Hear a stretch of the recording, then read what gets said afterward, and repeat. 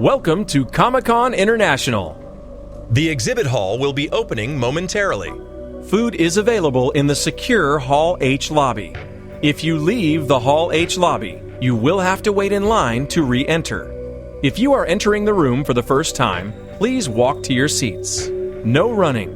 Please fill all seats. Do not hold seats for other people or place items on the seats next to you. The exhibit hall is now open to attendees.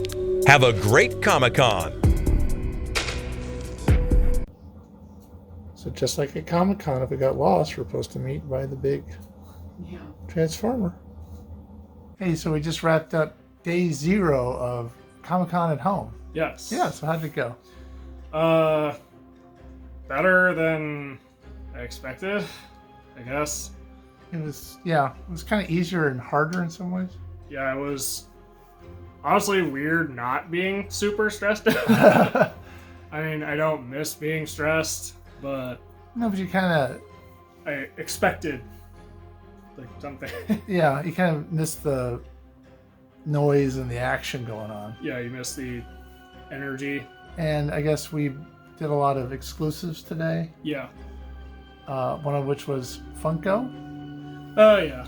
Which, if you tried to buy something on Funko, you had probably the same experience we did, even though you were able to actually do it on your cell phone.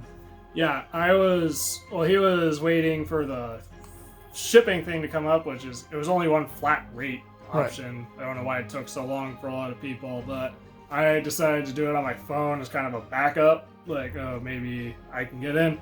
I was able to do it twice. Yeah. And get 2 different toucan. Well, I was still waiting for shipping. Yeah. So I don't know what Funko's problem is. They should have been better prepared for this. But it's kind of weird that you could go on a cell phone and get around the internet. Yeah. Yeah. So that's a little tip, though, for next time. Yeah, a lot of angry comments on Facebook. Very. And with, I guess, deservedly. Yeah, Funko should try to make things right for people. And someone pointed out they could just make more. Yeah, if they really wanted to. Anyway, so and then we had we're trying to do sort of San Diego at home as well. Yeah. So we were, I guess I'll say my wife made us sort of the manager special from the old Spaghetti Factory. Yeah. Which was a big haunt we had down there on preview nights. So that was kind of fun. Yeah. From got the Mazistra cheese and everything. Yeah, so that helped to taste exactly like it. So we're going not only Comic-Con home, but San Diego at home. Yeah. And we mapped out tomorrow's programs. Yeah. So we'll, I guess, report about that tomorrow. We realize we haven't really been talking about a lot of what we're doing while we're doing it, because it's not really that exciting. So I'll just mention, normally around this time we would get gelato in San Diego, but we can't really do that. So we decided to get some from the store instead. So the gelato was good. Yeah. We're trying to not only have Comic-Con at home, but sort of have San Diego at home. Yeah. Because there are certain things, mostly restaurants we go to because we spend all day at Comic-Con. And there are certain restaurants that we would go to, like El Indio, Yeah. which we couldn't do tonight, so we did Baja Fresh. Because they had taquitos. Right, so that's as close as we could go. Yeah. So, day 2 of Comic-Con at home. Yes. A A lot of panels, lot of panels. and a good amount of them were super boring. Yeah, a lot of them didn't really, have the panel as advertised. Yeah. And there's and there's, again, just this really loss of energy. Yeah. There's something about, a crowd of people and a room full of people and all that you don't get. Yeah. And these are all, so far, everyone we've seen has been pre-taped. Yeah. Or pre-recorded, I should say. And some of them are basically just, as are a lot of panels, glorified commercials. Yeah. There was the Bugs Bunny 80th anniversary, Yeah. which basically is selling you a 80th anniversary set. it's coming out in November. Yeah. Which you can pre-order now. That's right. But they still made it interesting by having the three different Bugs Bunny voice actors Right. talking about their experience with the character, and then also talking about the history of the character with historians like Leonard Maltin. yeah. So that was pretty good. That was very well done. We saw one that was Mystery Science Theater Yeah. with Joe Hodgson. Those are always fun. Yeah. Then a couple of the ones that we liked were related to Cartoon Network. Right. One of them was storyboarding. Right. It was interesting seeing how something could go from a storyboard to a finished work. Right. And then they also made it visually interesting as well. Yeah, and especially the Summer Camp Island one. Yeah. Yeah, that was very interesting. Yeah. There were some that were not really, was it from script to screen? Yeah. Didn't really live up to what I was expecting. Yeah. And it was, and I can't blame the people that are doing it, but it was, for script to screen, it was 3 composers, cinematographer, and a makeup artist, and an actress, and somebody that actually was a film director. Yeah. Or a television director, really. Yeah. So there wasn't, I really didn't get a sense of the process from script to screen. Yeah. Which is kind of what I was hoping for. Yeah. Then there was also one that was Dark Horse, Right. which was again kind of dull.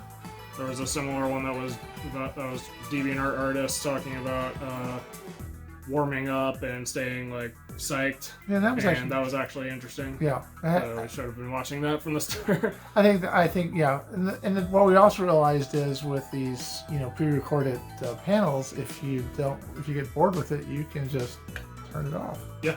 There's none of that awkward getting up in the middle of the hallway.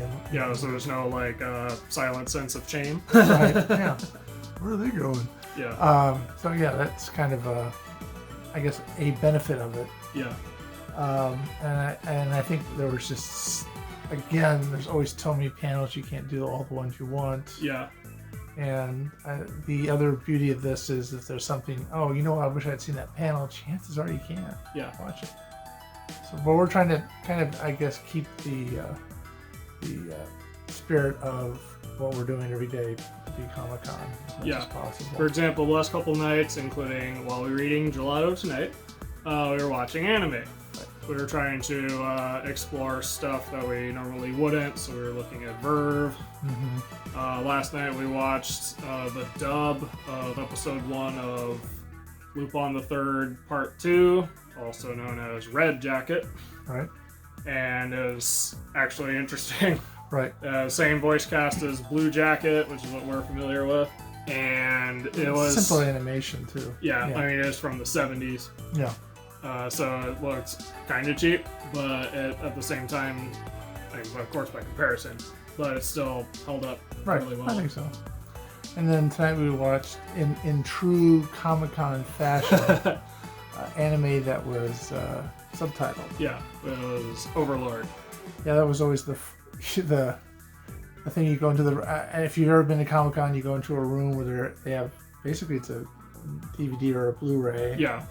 And then they always switch it from English to Japanese. And they, for some reason, always pick episode 2. Yeah, so it's never the first one. But since we're in control, we went to episode 1. Right. So what did you think of Overlord? Oh, it's interesting. I mean, the premise is kind of interesting. Yeah. And because this, the way the guy was talking wasn't what you would expect from the way he looked. Yeah. So it's a guy gets trapped in a video game, basically. Right? Yeah. After the server shut down. Right. So he has no idea what's going on. So far, the first episode was setting up the mystery of what's happening and him trying to figure it out. Right. Based on the ending theme, I'm guessing something's gonna happen with Albedo. Oh, okay. Because he altered that line in her description, so she was madly in love with him. Right. But I'm sure it's going to be taken too far. Right. Yeah. It's supposed to be mature themed, right? Yeah. So we'll see. Yeah. But no, I would watch. I would prefer to watch it dubbed. Well, of course, but yeah, it wasn't too bad to watch it subtitled. And that's something that it's hard to It's better to eat gelato and watch it than eat dinner. Yeah. That makes it hard because you're trying to Yeah. chew and read at the same time. And then of course it was good to watch anime without being like so wiped out. Yeah, because usually we'd be hitting it about now or later. Yeah. Yeah, it's not the same experience. No. And it makes you kind of long for the actual hustle bustle and, you know, Yeah. of Comic-Con itself. Yeah, not the stress or exhaustion, but the being around a lot of like-minded. People, and, Yeah. and you're not seeing the, you know, the cosplayers and the people interacting. Yeah. And you're not going to the various shops and looking at, you know, there's no, as you put it, no spur of the moment buying. Yeah, no impulse buy. Right, because, you know, you're not Sometimes you make interesting impulse buys. right. So anyway, so it's a different experience, and hopefully a once in a lifetime experience. Yes. So hope to be back next year. Yes. So another day of Comic-Con at home. Yes. So how was it? A little better, I guess. Fewer panels. So there was more breathing room. Right, and those were that we did see were better for the most part. Yeah. A lot of HBO Max. Yep. Everything you liked on Cartoon Network. Yeah, is now on HBO Max basically. Yeah. One of the more interesting ones was in Infinity Train, Yes. because we also got behind the scenes look at how they used multiplane for Yes. digital animation. Yeah, he explained how they used to do it with film, we'll say analog, and how they do it digitally, which is with computers. Yeah, and they even showed like the different layers of how they accomplished it, so that was actually really fascinating. Yeah, it's pretty cool. And then I also found a conversation with Junji Ito interesting. Yeah. Like, he's a really famous horror mangaka, but he's deep down just kind of a regular guy. Yeah. He's pretty. He seemed pretty level-headed and just sort of normal. Yeah, He just has, as I said, lots of work in his head. yeah. So it was good. I enjoyed it. Uh, And you saw a Yeah, right after we recorded our podcast, saw this Adult Swim Con stream where they were talking with Gendy Tartakovsky about both the upcoming Samurai Jack video game and his creative work as a whole. And it was very fascinating hearing him like talk about that at length. you guys get the opportunity. I was messing around with the podcast. Friday, you know, anything else? Well, we actually got an exclusive, That's right, we did. like in the mail. You bought it yesterday online, Yeah, I had to kind of rush to get it, right? but it's this Comic-Con exclusive Toon Blackluster Soldier Yu-Gi-Oh! Mat. Right. Got it from Core TCG, and they're in Pasadena, so the shipping was like lightning fast. Yeah. Ordered it yesterday morning. It came this afternoon. Yeah, I really didn't expect that to happen. Yeah, it's pretty cool. And if we get any more exclusives within Comic-Con, we'll be sure to show those on camera as well. I think we have one more day for that. But anyway, and we just had pizza for dinner. And watched Into the Spider-Verse again. Right. Something we can never do at Comic-Con is actually watch a movie. Yeah. So that was fun. So it's Saturday night, Yes. and we're at Comic-Con at home. Yeah. If you made it to this point in the video, then I apologize that there isn't much exciting happening apart from like holding up a thing of gelato or showing off the Yu-Gi-Oh! Mat. Just there isn't too much exciting compared to like being on the floor Yeah. at San Diego. So, and of course, we're not used to filming vlog type content and thinking, oh, I should be recording that right now. Yeah. I've taken some photographs of some of the panels and posted them on Instagram, but Yeah. You yeah. might see them in this video, Yeah. or have seen them in this video. I don't know at this point. I haven't edited it yet. You'll find out when we do, I guess. That'll be future me's problem. But yeah, so we watched, I would say, at least a half dozen panels today. Yeah. You want to talk about anything in particular? Sure. One of the fun ones that we saw was about Candace Against the Universe, Right. the upcoming Phineas and Ferb movie. Only on Disney Plus. Yes, so of course it's behind a paywall. Thanks, Hamilton. Yeah. It was actually fun seeing the cast of Phineas and Ferb, minus Ferb, of course, Yeah. talking about their experience with the show and what it was like to revisit it. Right, and it's a really good show. So I'm looking forward to. We're gonna have to get behind the paywall, I guess, to see that. Yeah. And maybe we could get it for a month and just watch everything. And then we saw a thing about the secret origins of Saturday morning cartoons. Yeah. The Warner Archive did a promo for their own stuff, I guess, basically. But they kind of went back and talked about. It wasn't really the secret origin. I was expecting there to be a secret, like no one knows that this happened. But basically a lot of what was originally on Saturday morning television was old theatrical cartoons. Yeah. And then they developed into having their own. So it was fun. And but it wasn't like I was waiting for some big secret. Quite yet. And then we watched we started off the day with narrative design for computer games. Yeah, I find that kind of thing interesting because I took a class. I think I mentioned this already. I took a class that was about narrative design, and I just generally find the writing process for video games interesting because of how different it is from other mediums, because you have to take like player agency into account. Yeah, instead of like completely railroading player into like one specific thing that they don't feel like they have any control over. Right, yeah, the idea that a story can branch out and have a different ending and stuff, that was pretty cool. Yeah, or even like you have the power to make some small choice. Right. We watched a panel about learn how to color comics. Yeah. I thought it was interesting that it's like a company. Yeah. And I mean, they're obviously really good at it. But they have like 35 people around the world that do, some do flatting, I guess, and some do this, and some do that. Some do rendering, and some do. Yeah, it's like, wow, I just never. I mean, we do a comic book, but it's we have one person doing the color, not a team. Yeah. It just seemed like an odd thing that I guess I would have thought of that as a corporation kind of thing. I think we watched that for our benefit because we have a colorist, so we wanted to better understand the process. Yeah, and I think I gained new insight. Yeah, I think it was interesting. You always learn terms you didn't really know before. We saw a panel about cartoon voices. Yeah, that one's always fun to go to at San Diego. Yeah.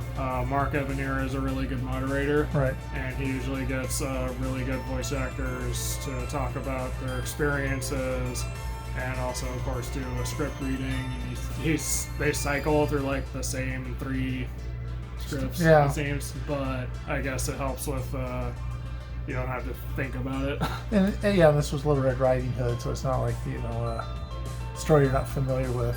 Yeah.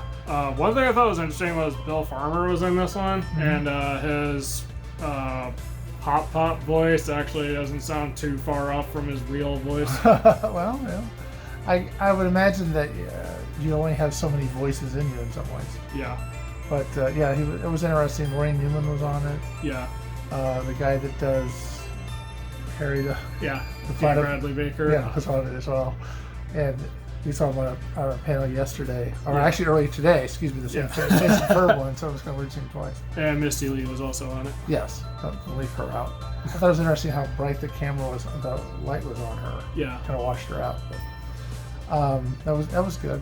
Also, I think D. Bradley Baker did the Perry noise better in the cartoon voices. Yeah. It was sort of a little abbreviated in the Phineas and Ferb. Yeah. Then we watched What We Do in the Shadows. That was fun. Yeah, we had seen that last year. Yeah. After the Kojima, wasn't it? Yeah. Yeah. In San Diego, they actually had Taika Waititi and Jimmy and Clement. Right. They were the guys from the movie. They were there. I guess they're executive producers on the television show. Yeah. And so it was. It's interesting. One of them had technical problems, kept dropping out. Nandor. Yeah, Nandor kept dropping out of the show, but it was interesting.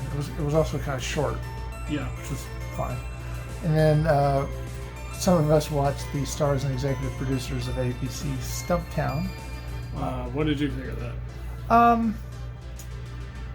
It got into a little bit of here's about 15-20 minutes of it I could have done without, which was the questions that people asked who are fans of the show through Twitter. Yeah.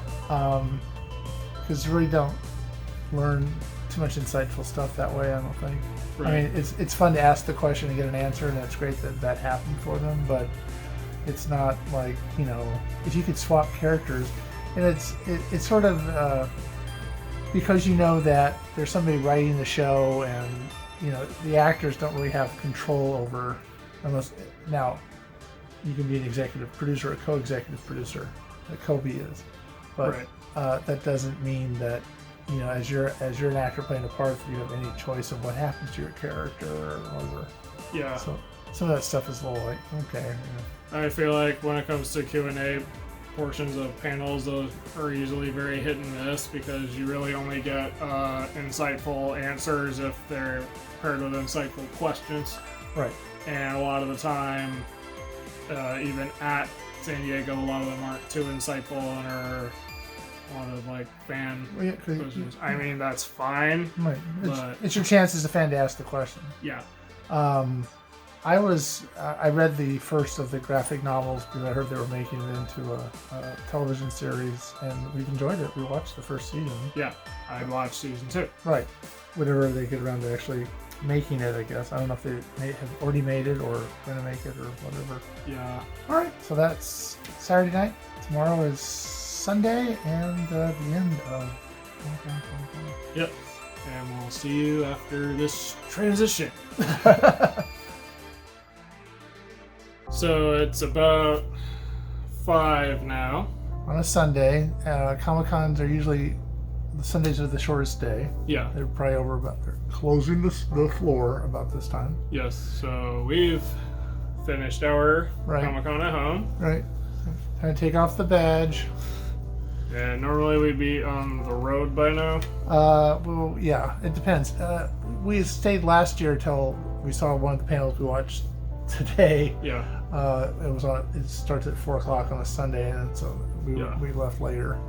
But normally we'd be At hitting the least road. getting ready. Right. If not hitting the Walking back to the car. road. So today we still watched some panels, but it started a bit later. Around noon. Yeah.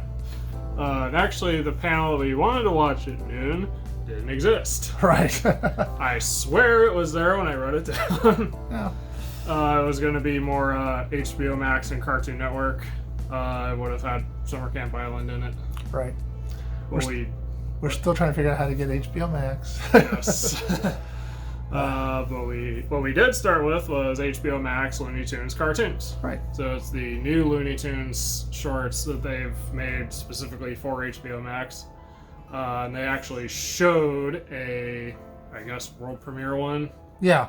It was Daffy and Porky. Yeah. What did you think of that? It was like, I know they were kind of really patting themselves on the back about how good they were as far as copying exactly the way the old ones looked. Yeah. And it was like really close. Yeah. There were still some little touches that seemed off.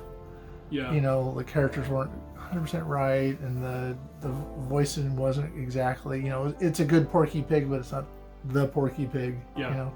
Well, that part you can't help. I know, but I'm just saying. But I mean, they were priding themselves on it looking seamless, but you could kind of tell it just seemed a little more modern than the 40s, 50s. Yeah, it kind of felt more digital, if that makes any sense. Right. I mean, during the panel I mentioned, well, like Cuphead, they got a lot closer to being the 30s. Right. And I think that was because they actually did the actual animation techniques from the 30s. Right. And I'm not saying Looney Tunes has to do that, No. but it was just off enough Right. that it didn't feel quite right. Yeah, I think you could look at it and go, that's a modern one. Yeah. They were priding themselves on the fact, I guess they'd sent 3 over to HBO Max 3 years ago, and they were, I guess, putting all this together. And they were like, well, no, send us some new ones. And like, really? You didn't know those were new? It was kind of, that part was a little... Yeah. But it's good, it was good. I Yeah. don't know if I'd be like, wouldn't be the thing necessarily I'd be looking at. Yeah. But, it's always... It's kind of like, Looney Tunes are a little bit like Peanuts. You like kind of the comic strip is if you really feel down, you go, oh, how bad could the world be if you're still being Peanuts? And then afterwards was Mega 64 panel in these trying times. Right. So I finally got to see a Mega 64 panel. Okay. I think normally we didn't do them because they were like too late at night or something normally. Possibly. I'm a fan of Mega 64 because I've been watching their videos for years. And they've been doing it for years. Yeah, mostly their sketches.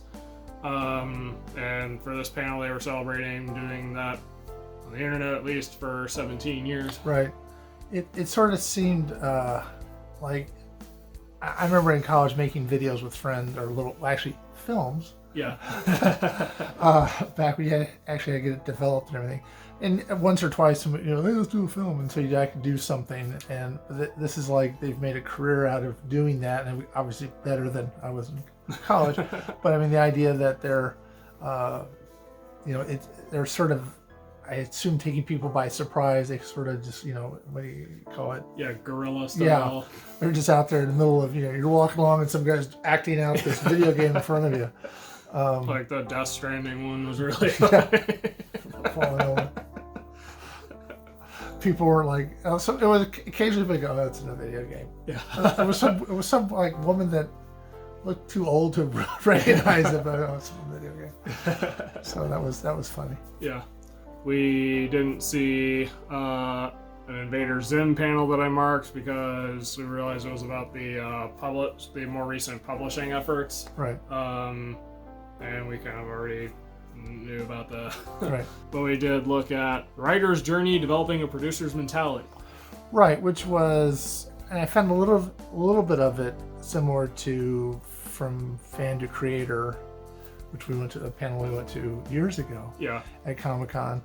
With the idea that some of the things still apply. These were guys that have obviously been in the industry, or the industry being comic books, films, something. Yeah.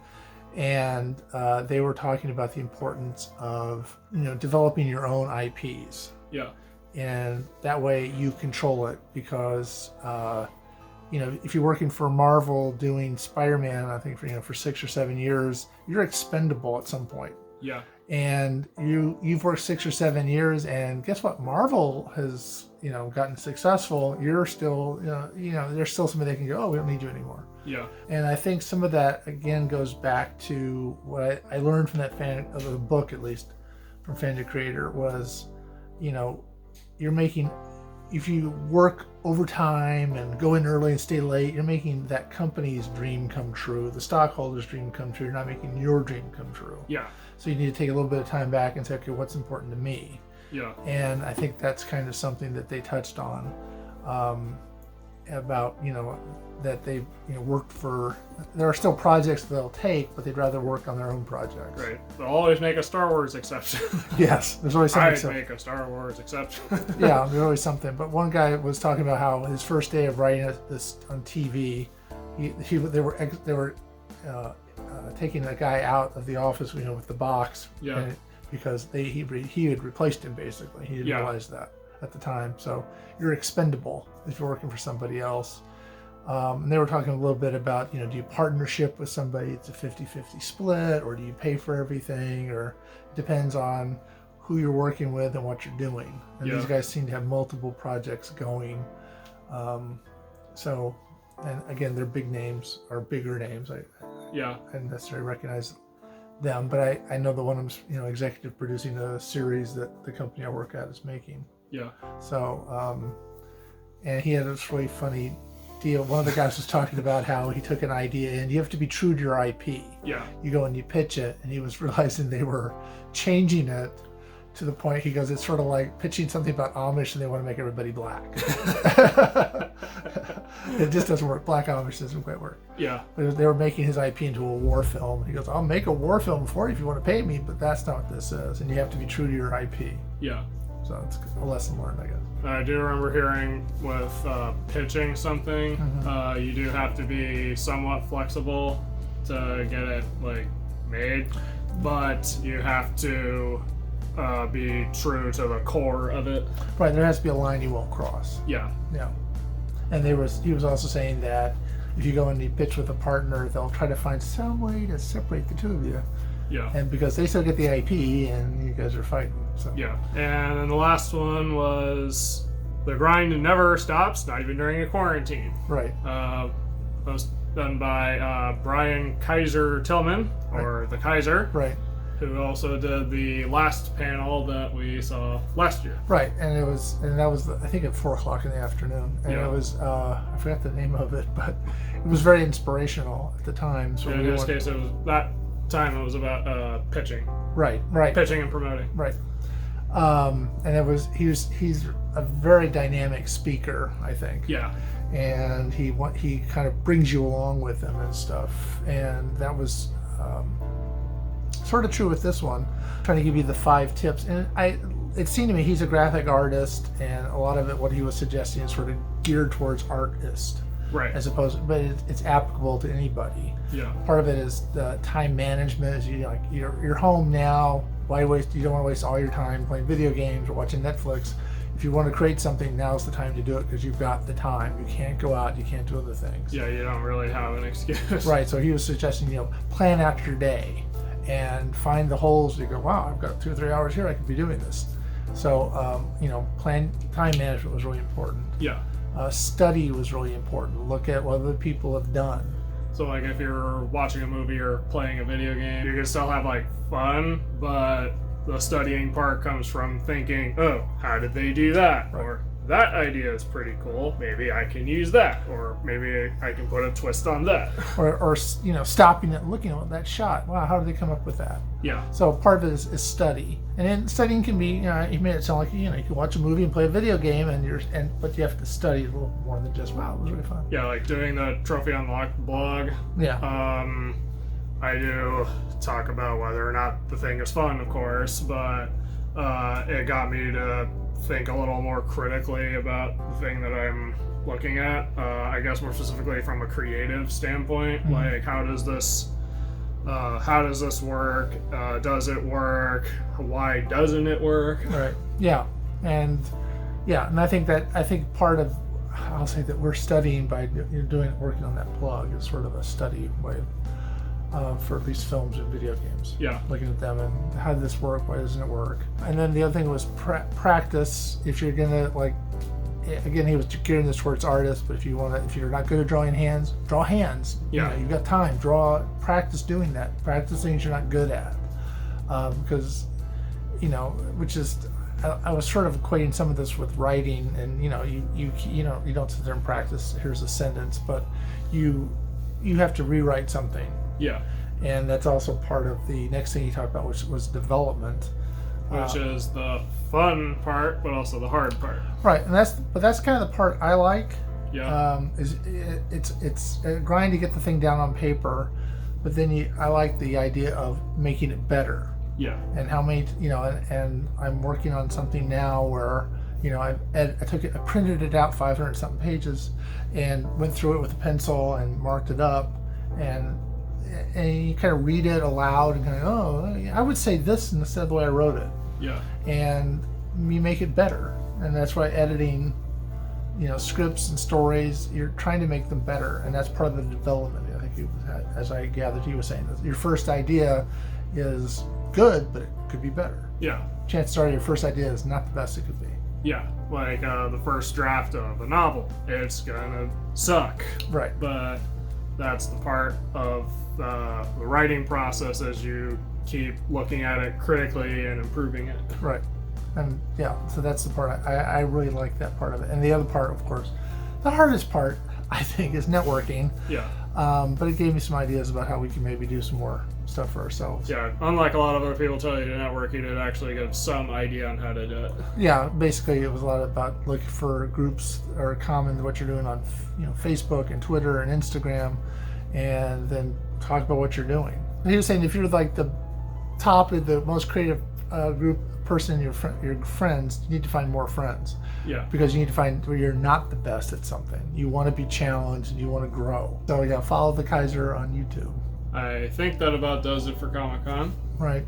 Hopefully next year we'll be live in San Diego. And this video will be more interesting.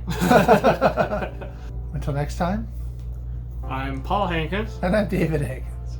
Thank you for attending Comic-Con. The exhibit hall is now closed.